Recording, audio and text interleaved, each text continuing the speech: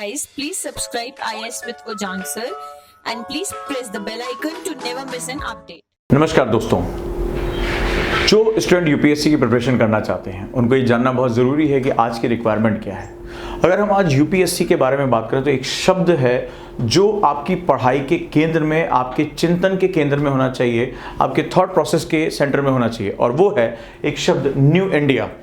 New India, आखिर ये जो नए भारत की हम रूपरेखा बनाने जा रहे हैं और आने वाले टाइम में जब आप ब्यूरोक्रेट बनेंगे, आप जब अधिकारी के रूप में आएंगे तो सरकार की कौन सी प्रोग्राम, पॉलिसी, एम्बिशंस, इनको आपको इम्प्लीमेंट करना पड़ेगा और उन इम्प्लीमेंटेशन करने में आपको क्या क्या चुनौतियां आएंगी, आखिर वो इम्प्लीमेंटेशन इतने ज़रूरी क्यों है, और आज चाहे वैश्विक स्तर पर यानी कि वर्ल्ड लेवल में बात करें या भारत के स्वयं के अपने स्तर पर वो चुनौतियाँ कैसी हैं, उनका प्रारूप क्या है, ये जानना आपके लिए बहुत आवश्यक है। अगर हम न्यू इंडिया की बात करें तो एक छोटा सा शब्द है TEC,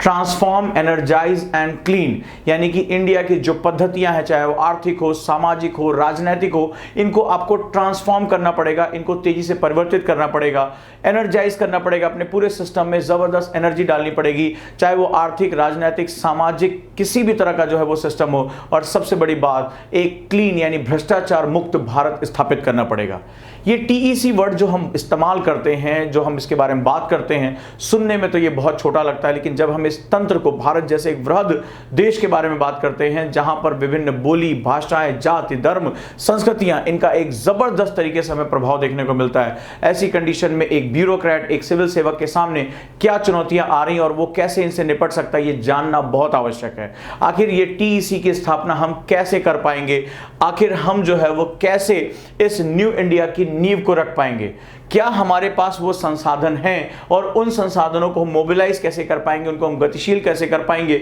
और उन संसाधनों की गतिशीलता के लिए हमें क्या क्या इनपुट चाहिए और कैसे चाहिए। इससे भी बड़ी बात है कि जब हम न्यू इंडिया के कॉन्सेप्ट को लेकर आ रहे हैं तो हमें वो चुनौतियां क्या क्या झेलनी पड़ेंगी, हमारे सामने कौन कौन से चैलेंजेस हैं। सबसे बड़ी बात, न्यू इंडिया के लिए प्रमुख क्षेत्र कौन कौन से हैं जो 21वीं सदी के भारत को, महाशक्ति भारत को, युवा भारत को एक नया आयाम देगा, एक नया जो है ऊंचाई पर लेकर जाएगा, और आगे का रास्ता क्या हो सकता है, यानी आने वाले टाइम में एक ब्यूरोक्रेट के रूप में आप कौन से सुझाव दे सकते हैं, आप कौन से जो है वो अपने जो है वो थिंकिंग के माध्यम से उनको एक नया रास्ता दे सकते हैं। सो दोस्तों, ये जो न्यू इंडिया है वो एक नया कॉन्सेप्ट है। आज़ादी के 75 वर्ष होने जा रहे हैं और इस न्यू इंडिया के कॉन्सेप्ट को समझना बहुत ही हमारे लिए इंपॉर्टेंट है, चाहे वो अर्थव्यवस्था का क्षेत्रक हो, अवसंरचना का क्षेत्रक हो, समाज का क्षेत्रक हो, गवर्नेंस का क्षेत्रक हो, या सामाजिक और वित्तीय समावेशन का क्षेत्रक हो। इन सभी के माध्यम से यूपीएससी आपके सामने एक जबरदस्त विस्तार, एक जबरदस्त अप्रोच रखता है। मैं आप सभी को इनवाइट कर रहा हूं, वो सभी युवक युवती, वो सभी छात्र जो सन 2020 IS में अपीयर होना चाहते हैं, 21 में अपीयर होना चाहते हैं, एक हफ्ते की निःशुल्क कक्षाएं, लगभग 20 घंटे से ऊपर की कक्षाएं, जहां पर एक वृहद जो है वो डिस्कशन होगा, एक नई सोच आपको मिलेगी कि आज की यूपीएससी की मेरी रिक्वायरमेंट क्या है और कैसे मुझे पढ़ाई के दौरान एक नए अप्रोच के साथ इसको पढ़ना है। इन जो परंपरागत किताबें हैं उनसे निकलकर एक नई अप्रोच को लेकर आना है। ब्यूरोक्रेसी की जो डिमांड है, सरकार की जो डिमांड है, वो डिमांड को मुझे समझना है, और मैं उम्मीद करता हूं कि ये जो निःशुल्क कक्षाएं हैं, जो ऑनलाइन भी है और कक्षा कार्यक्रम में भी है, कक्षा कार्यक्रम में ये 10 अप्रैल से सुबह 11:30 बजे शुरू हो रहा है। आप सभी का इसमें बहुत बहुत स्वागत है दोस्तों, और यहां से आपका डायमेंशन पूरी तरह से बदलना शुरू हो जाएगा। आप इन चीजों को समझ पाओगे कि जिस शब्द हम समावेशन को इस्तेमाल करते हैं उसके कितने डायमेंशन हैं, सरकार कौन कौन से प्रोग्राम एंड पॉलिसी लेकर आ रही है और उनके पीछे सबसे बड़ा क्यों लेकर आ रही है, और वो क्यों नहीं सफल हो पा रहे हैं, और कहां पर कुछ चीजों में उनको सफलता मिल रही है।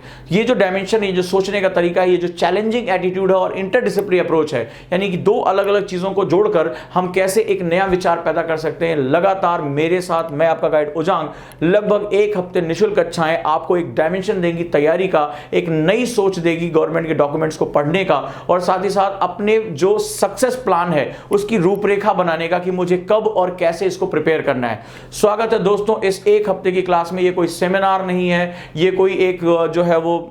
प्रोपेगेंडा नहीं है, ये लगातार सीरियस 3 से 4 घंटे डेली एक जबरदस्त क्लासेस हैं जो आपको अप्रोच देंगी इन सभी की आधारशिला रखने को। तो जो नंबर दिए जा रहे हैं उस पर आप कॉल भी कर सकते हैं, नीचे फॉर्म उसको भर भी सकते हैं। जो दिल्ली आ सकते हैं उनका बहुत बहुत स्वागत है, और जो ऑनलाइन क्लासेस करना चाहते हैं वो भी निःशुल्क कक्षाओं में उनका बहुत बहुत स्वागत है। बस सशक्त बने रहिए, ताकतवर बने रहिए, और जो आपके लक्ष्य हैं उनको जो है वो वहां से आप शुरुआत कर दिए। यहीं से 2020 की क्लासेस भी शुरू हो रही हैं। जो 2020 की जिनका लक्ष्य है वो यहां जुड़ सकते हैं और अपनी पढ़ाई को आगे लेकर जा सकते हैं। नमस्कार दोस्तों, जुड़े रहिए, धन्यवाद।